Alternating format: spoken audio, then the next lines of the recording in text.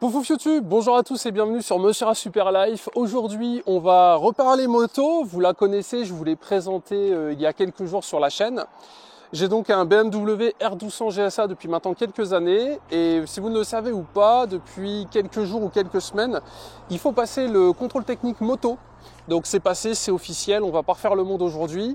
Moi, comme je roule pas mal et comme j'habite accessoirement en France, je dois donc moi aussi me plier à la règle. Donc là, il y a deux écoles. Soit non, soit oui. Bon bah moi j'ai choisi de passer le CT parce que dans tous les cas, sur un contrôle de police, je pense que j'allais me faire allumer. Donc elle vient de passer au CT. J'y ai été il y a littéralement 2 heures. Et donc du coup aujourd'hui je vais vous partager mon expérience du contrôle technique moto. À noter que j'étais persuadé qu'il passerait pas. Voilà, donc je vous confirme qu'il est. Je vous confirme que le contrôle technique moto est bien passé en l'occurrence, parce que vous pouvez dès à présent prendre rendez-vous et aller faire le CT. Donc on parlera pas de politique ici, moi je suis juste là pour vous partager un petit peu comment s'est passé mon CT. Après si vous voulez le faire, vous le faites, si vous voulez pas le faire, vous le faites pas. Moi écoutez, jusqu'à preuve du contraire, je vais mettre en légalité et la loi a changé. Donc écoutez, voilà, j'ai été me plier à la loi. Et donc du coup, j'ai pris rendez-vous dans un centre de contrôle technique. Déjà pour information, j'étais étonné parce qu'au début je pensais que ça allait être un peu le bordel. Eh ben pas du tout, j'ai réussi à avoir rendez-vous dans un CT pour la semaine d'avant pour après. Donc en gros, y a de la place, donc ça c'est plutôt cool, t'as pas à galérer. Ça m'a coûté 49 € pour information. Et pour 49 €, qu'est-ce qui se passe? Donc déjà pour 49 €, tu dois emmener ta moto au contrôle technique. Et tu dois tout simplement rester évidemment avec ta moto, tu vois, tu peux pas te barrer. C'est toi qui la manipule, c'est toi qui la bouge. Et en fait, le gars va tout simplement vérifier que tout ait l'air bon. Donc il va checker la pollution, il va regarder l'état des pneus, il va regarder la pression des pneus, il va regarder les clignotants, le support de plaque, l'éclairage de plaque, s'il y a des gouttes, si ça fuit, s'il y a un truc qui bouge, etc. Donc c'est pas non plus si illogique que ça. En fait, c'est un entretien courant. Mais de ce qu'il me disait, il y a sur 10 motos, il y en a 8 qui ont des soucis. Donc comme quoi, ça peut-être, ça fait pas de mal au final de contrôler l'état de sa moto. Donc moi personnellement, je vous le dirai à la fin, savoir si elle est passée ou pas. Mais pour faire simple, quand vous allez au CT, le mec regarde. Les clignots, est-ce que c'est d'origine? Le feu, est-ce qu'il est d'origine? Pour ma protection de feu, il a rien dit. Les feux additionnels. Il regarde les roues. Donc moi, c'est des roues avec des petits bâtons, tu vois. Il les contrôle tous. Il vérifie le contrôle. Enfin, il vérifie la pression des pneus. Il vérifie le disque, les plaquettes.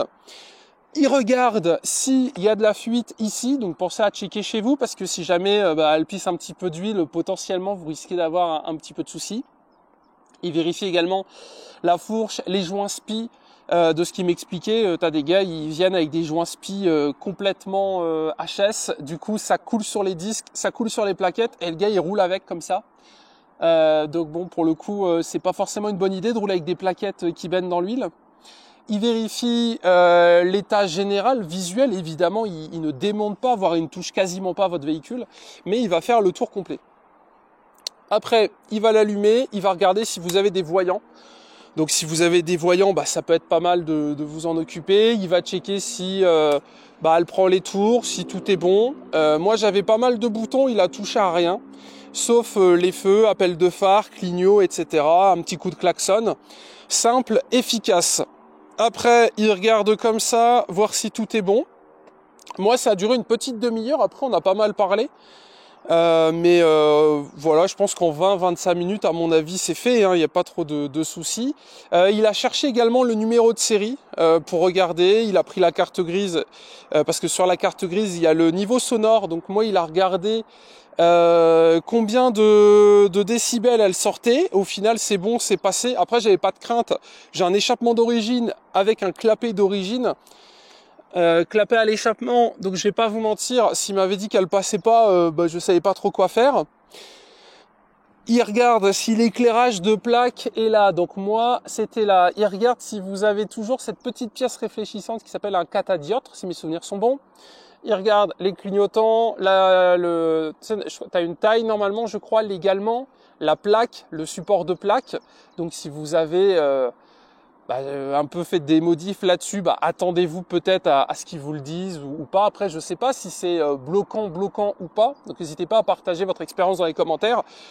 Personnellement, moi j'ai la plaque d'origine, j'ai le support d'origine, donc il n'y avait pas de souci. J'y ai été du coup équipé comme ça. Il m'a dit t'aurais pu venir sans les valises quand même. Donc je sais pas trop ce que ça change s'il y a les valises ou pas les valises. Mais en gros il m'a expliqué que si vous ramenez votre moto dans cet état-là, il va regarder si les supports de valises y vont bien. Donc du coup si vous avez, je sais pas moi, un support de valise cassé, prenez pas vos valises et puis vous faites réparer chez vous plus tard. Ça serait con de se taper une contre-visite. Il regarde également l'état du pneu arrière, l'état des bâtons, des disques et des plaquettes. En gros c'est une sorte de contrôle un petit peu visuel qu'on pourra avoir dans n'importe quel garage, j'ai envie de vous dire. Sauf que là, c'est 50 €. Je pense que c'est surtout ça qui fait râler les gens. Qu'est-ce qu'il regarde d'autre? Bon, moi, j'ai pas de chaîne, comme vous l'avez vu. Moi, j'ai une moto à cardan.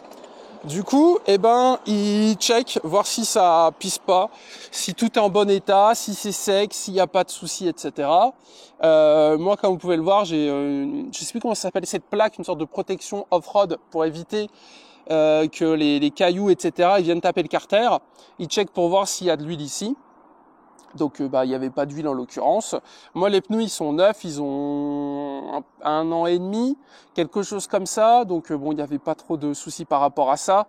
Et c'est une moto, évidemment, j'en prends soin. Elle a 73 000 km. Le but, c'est d'en faire 100 000.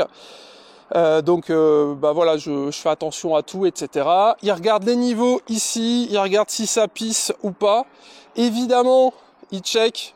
Est-ce que quand il freine, est-ce que quand il met les clignotants, ça s'allume, est-ce que tout réagit bien? Enfin bref, j'ai envie de vous dire, vraiment, le CT Moto, moi, je l'ai vu comme si tu allais faire une vérif dans un garage avant de partir en vacances. Vous savez, moi, mes parents, ils faisaient pas mal ça à l'époque. Avant de partir en vacances, tu vas voir tu vas voir ton pote ou ton garagiste, enfin plutôt ton garagiste en l'occurrence. Si vous êtes ami avec un garagiste, c'est bien. Si vous êtes ami avec le contrôle technique, c'est mieux. MDR. Et du coup, il check tout, voilà, l'état général de ta moto, voir s'il n'y a pas de problème, voir si tu peux prendre la route comme ça. C'est tout. Voilà, rien de plus, rien de moins. On a manipulé la moto ensemble pendant du coup un gros 25 minutes. Moi, comme j'ai la béquille centrale, elle était sur la béquille centrale tout le temps. Et puisque c'était plus simple pour qu'il regarde tout, mais sinon évidemment il a les béquilles d'atelier pour la mettre sur béquille d'atelier. Après, il a regardé la pollution. Donc il prend la sonde, il la met dans le pot d'échappement, il tape sur son ordinateur, là vous savez, et puis après tout va bien et c'est tout. Littéralement c'est tout. En fait le contrôle technique, c'est ni plus ni moins pour les motards un peu comme moi qui entretiennent leur bécane, qui font attention, etc. C'est 50 € que vous perdez, quoi. C'est jeter 50 € au contrôle technique parce que y a rien à dire, tout est bon, la moto est prête à rouler, etc. Et puis si vous prenez, normalement les motards ils prennent soin de leur moto. Bon, de ce qu'il m'expliquait, c'est pas le cas de tout le monde parce qu'ils voient des épaves passer. Mais pour ceux qui se demandent, si vous avez une moto qui est entretenue correctement, vous prenez soin de votre bécane, vous la lavez de temps en temps, vous vérifiez si vous avez une chaîne, la tension, etc. Ça pisse pas d'huile partout, elle freine de l'avant, de l'arrière, etc. Ça vous coûtera juste 50 € et une demi-heure, mais vraiment rien de plus. Alors du coup, moi, qu'est-ce qui s'est passé?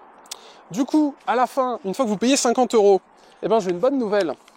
Vous ressortez avec le même papier que si vous aviez été passer le CT pour votre voiture, tout simplement.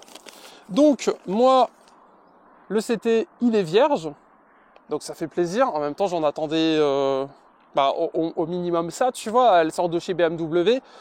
La grosse révision a eu lieu, ça m'aurait fait chier qu'ils me disent il y a ça à faire, etc. Mais on sait jamais, donc faut quand même faire gaffe. Donc moi j'ai un CT vierge, tout était bon, aucun problème de pollution, aucun problème de quoi que ce soit, et donc j'ai un kilométrage relevé de 73 311, et moyennant 50 € et une moto en bon état, vous aurez vous aussi votre CT vierge. Alors vous allez me dire, alors du coup à quoi ça sert? Je sais pas, ça devait passer, ça devait pas passer. Au final, c'est passé. Donc du coup, moi je m'y suis plié parce que c'est une moto qui va pas mal tourner cette année. je vais aller en Allemagne, je vais repartir dans le sud, je vais peut-être faire la Corse cette année, j'en sais rien. Je me suis dit, bon, c'est jamais une vérif en plus. Imaginons, il trouve un truc, bah, je préfère le savoir avant de partir à l'aventure. Du coup, voilà. Donc, au final, 50 €, une demi-heure. Vous repartez avec votre petit papier, une petite vignette sur la carte grise. Et rendez-vous dans 2 ans, je crois, pour le prochain CT. Je crois que je n'ai rien oublié. Non, c'est tout. Voilà. Donc n'hésitez pas à me dire vous ce que vous en avez pensé, comment vous ça s'est passé et si vous vous êtes fait refuser, pourquoi vous êtes fait refuser. Parce qu'en l'occurrence, moi aujourd'hui, j'ai pas eu de soucis. Voilà. Bref, on se retrouve très bientôt pour une nouvelle vidéo. Salut à tous. Bisous YouTube.